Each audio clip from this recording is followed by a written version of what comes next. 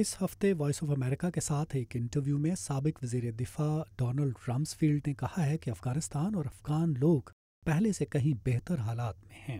People of Afghanistan are better off today, the region's better off today. Rumsfeld اس دور میں وزیر دفاع تھے جب امریکہ نے افغانستان اور پھر بعد میں عراق میں جنگوں کا آغاز کیا۔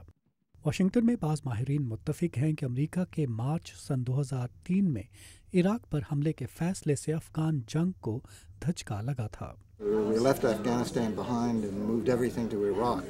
افغان جنگ کے شروع میں ہی ہم نے غلطی کی جب ہم نے وہاں سے اپنی توجہ ہٹا لی اور افغانستان چھوڑ کر سب کچھ عراق لے گئے۔ ہم تو اسامہ بن لادن کو بھی اس لیے نہ پکڑ سکے کیونکہ اس کے لیے اسپیشل فورسز کے دستوں کی ضرورت تھی، تو صدر جارج ڈبلیو بش کے دور میں ہم نے زیادہ وقت اس پر توجہ نہیں دی۔ صدر اوباما نے عہدہ صدارت سنبھالنے کے بعد افغانستان میں جنگی حکمت عملی کا دوبارہ جائزہ لیا اور اس میں تبدیلی کا فیصلہ کیا۔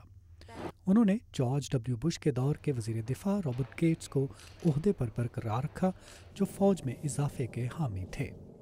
افغانستان میں امریکی اور اتحادی افواج کے سابق commander general Stanley McChrystal Obama انتظامیہ کی حکمت عملی کے کچھ پہلوؤں پر اختلاف کی وجہ سے اپنے عہدے سے ہاتھ تو دھو بیٹھے، مگر ماہرین متعارف ہیں کہ افغانستان میں جنرل میکرسٹل کا امریکی اور نیٹو فورسز کی کمان سنبھالنا اہم قدم تھا۔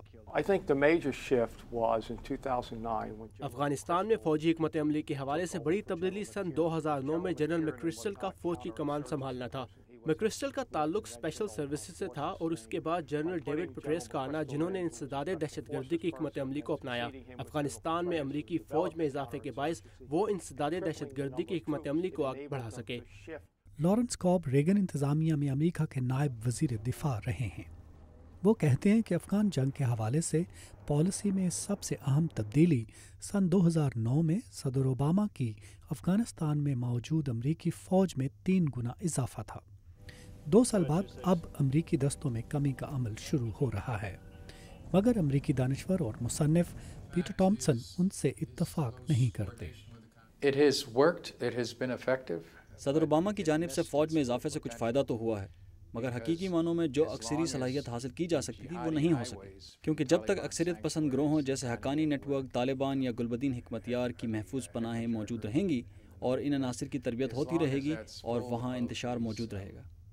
دفاعی امور کے کچھ تجزیہ نگاروں کا خیال ہے کہ جنرل پٹریس کی امریکی حساس ادارے CIA کے سربراہ کے طور پر تعیناتی اور لیون پنیٹا کو پینٹاگون کا سربراہ بنانے سے ظاہر ہوتا ہے کہ امریکی انتظامیہ افغانستان میں موجود حکمت عملی کا تسلسل چاہتی ہے، لیکن لارنس کاب اسے حکمت عملی کی ایک بڑی تبدیلی قرار دیتے ہیں۔ میرے خیال میں یہ ایک اہم تبدیلی ہے کیونکہ جو لوگ فوج میں اضافے اور انسداد دہشت گردی کی حکمت عملی بنانے کے ذمہ دار تھے وہ اب نہیں ہوں گے، جیسے وزیر دفاع رابرٹ گیٹس اور جنرل پٹریس میدان جنگ سے نکال کر واشنگٹن لائے گئے ہیں۔ جنرل ایلن کے موجودہ فوجی حکمت عملی سے ذاتی مفاد منسلک نہیں، اور لیون پنیٹا شاید انسداد دہشت گردی کی حکمت عملی کو زیادہ ترجیح دیتے ہیں۔ پیٹر ٹامسن کہتے ہیں کہ تاریخی اعتبار سے افغان عوام نے کبھی بھی بیرونی افواج کو اپنی سرزمین پر تسلیم نہیں کیا، اس لیے امریکی فوج کے انخلاء کا آغاز ایک مثبت قدم ہوگا، مگر وہاں مستقل بنیادوں پر امن اور استحکام کا دارومدار بہت حد تک افغان سیکیورٹی فورسز اور فوج کے سیکیورٹی انتظامات سنبھالنے کی صلاحیت پر ہوگا۔ ندیم یعقوب، اردو VOA، واشنگٹن۔